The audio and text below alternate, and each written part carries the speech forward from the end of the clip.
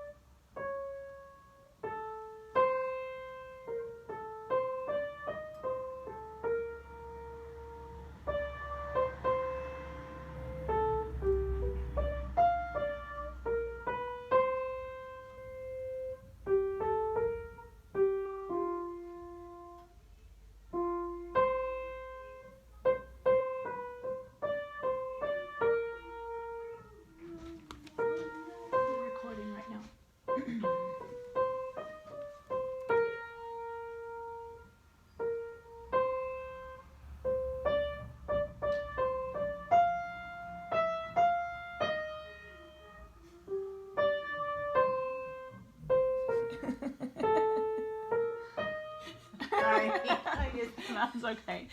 Actually, I was wondering if you could switch to hands together. Yeah. Okay, so don't do this left hand either? If you can, do hands together for the sake of time.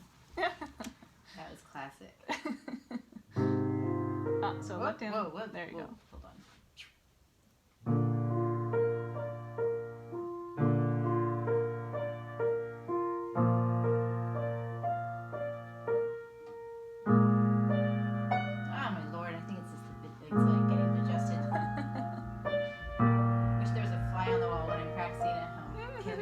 Yeah, that's fine.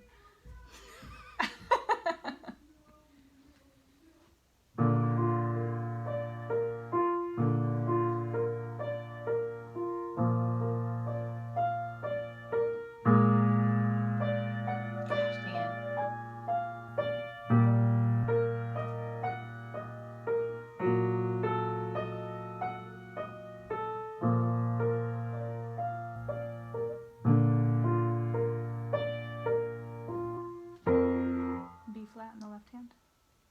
Oh, there you go. Hey, I don't know what it is about this.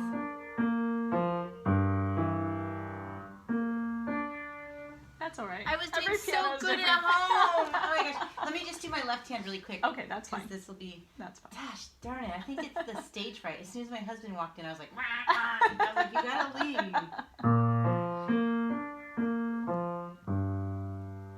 And that's a really big reach, and if you're having trouble with that, then just switch the fingering so that it's going to be left hand over. Because you have nice big hands, but sometimes it slows us down to not do finger over. So it might be better just to simplify it a little bit by using our thumb. Does that feel better?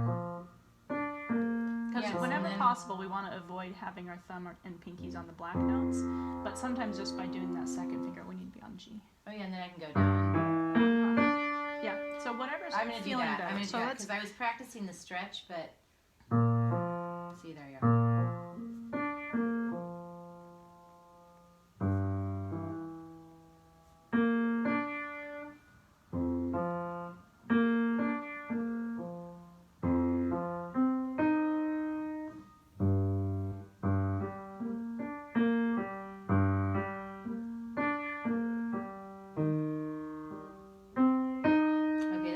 Change, but I like it.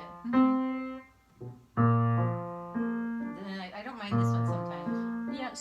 you'll need to go through the music and mark your fingering. And the spots where you're okay rocking the whole thing with one hand or just back and forth, then notate that one. And where you want to do that second finger over, write those ones in. Because the most important thing with the fingering is that it fits your hand well and then that you do it consistently. Right. And anytime you find yourself making the same mistake in the same spot, usually that's one of the first things we're going to go double check is, well, what is my fingering in there? Is there better fingering that's going to work better? So if I do this, the thumb over here and then I do the stretch here, that's not good? Well, yeah, because it's the same note pattern here as there, it should be the same finger pattern. Because it makes it easier as you go through your song, whenever you see that note pattern, no, it's going to be the same finger pattern as the other one. Okay. And then, well, that's okay. Before we try and do it hands together again, I wanted to talk to you a little bit about some of the memorization strategies, because at this point, if you can get it to the point where it's memorized, you know, you've done a very thorough job working at hands separately, getting your notes correct. If we can get it memorized so that you're not having to read your music, it will be easier to play. Because you won't be having to go back and forth. There won't be like... Yeah, exactly, from the music to your hands. So what we want to do when we're memorizing a piece is build in memory stations. And the memory stations kind of divides it into chunks, into shorter, smaller segments that we can memorize. And then, like, if you were to make a mistake in that section, you would go back to the beginning of that memory station so that you're not always restarting the song from the beginning of the piece. And we can look through the music and look for naturally occurring changes that kind of separate it into different memory stations. So we always put our first memory station at the beginning of the piece. I like to use the paragraph marker. And then number 1. And sometimes I'll put subsections in 1A or 1B or 1C, kind of depending on how I want to work the song. This is only a 2-page song, so we don't have to worry as much about having too many memory stations. This one is obviously going to be your second one because it's a pretty distinct change. Now that makes our first one pretty short. It's only 4 measures, but we definitely need to have a nice strong memory station right there. And then from there you can kind of go through the piece and pick where you would like your memory stations to be. That could even be some of your homework for this week, is to go home and then memorize, you know, one memory station on one day. Make sure it's really solid. Then the next day, memorize the next memory station. Sometimes I like to have my memory stations at the top of the page, but it kind of depends on the flow of the song. Sometimes that's a natural place for memory stations, sometimes it's not. I see. And you always want to have a really strong memory station close to the end of the song, because worst case scenario, you know, here the pattern kind of changes for the last line. Worst case scenario, let's say you're performing a piece, you're on stage, you forget absolutely everything.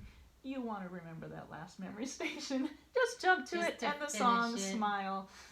You know, there's all kinds of performance stories of, oh my gosh, I forgot the whole last page of the song. You know, at that point, you want to know what key you're in. You want to have a really strong last memory station so that if you need to, you can jump to that and finish the piece. So I would recommend, you know, maybe 5 memory stations in this one. We've got 1, 2, and 3. So we should divide this section into 2 or 3, kind of depending on. Well, this I always feel like it shifts right here. Right. It's because this is kind of a little of the same flow, and then this gets a little wonky. So here's your pencil. So you could make it at the beginning and ending of that place that feels different. So maybe this is our second one to like here, and then this is our third, and then I see. So that's a few 5. too many. I see. I mean, it's not the end of the world. It's like if I'm working Bach, I put in a lot of memory stations. Sometimes I have a memory station every line, but it makes it harder to remember. As soon as we have like 13 memory stations, you know, at that point it's better to have 1A, 1B, 1C, 2A, so that we have, you know, really, really strong ones. So I would suggest maybe all of page 2, and then begin another one. But play with it a little bit when you get home and see what feels natural to you. You know, try stopping right here in the middle of this page. Where are you going to want to restart from? I see. And then pick a really comfortable, strong place, and then reinforce it by working just that section. Another thing you can do that can help make a song really strong, both in memorization and performing, is to work it backwards, 1 measure at a time. So play just the last measure, then play just the last 2 measures, then just the last 3 measures, you know, and then memorize it that way. Again, the last 4 measures, the last 5 measures. Memorize it backwards? Or just take a practice session and practice it backwards, 1 measure at a time, adding them in. And if you want 6 memory stations, that's fine. It can totally be up to you. Because often we'll restart the song again and again from the beginning. So the beginning gets way more practice than the end of the song. Usually the end of the song is the hardest part of the song. It's also when we're most tired. And we're most likely to make a mistake just because we're getting tired and the song's getting harder. So in some ways we want the ending of our song to be even stronger than the beginning of our song. And by working it a measure at a time from the end of the song, then the end of the song is getting kind of balancing out, you know, the amount of practice at the beginning of the song. Because I practiced for 45 minutes before I came, and I feel like my hands are like... Right. Are they tired? A little like this. I was noticing, I was like, how come my fingers aren't moving as gently as I was before? Well, and the action on this piano is a little bit heavy. Okay. So, and I always have to find that balance point in my when I'm getting ready for my own lessons to make sure that my hands are warmed up, but they're not tired. So that's a good thing in the future. Maybe do like a 10-minute warm-up before your lesson. Yeah. Well, I wanted to have this and I get those other ones done. Right. And so that might be why I'm like stumbling more than I was. So I'm going to turn this off. First we're going to show them this is her lesson plan she's going home with for this week. And thank you for your time and your patience. I have never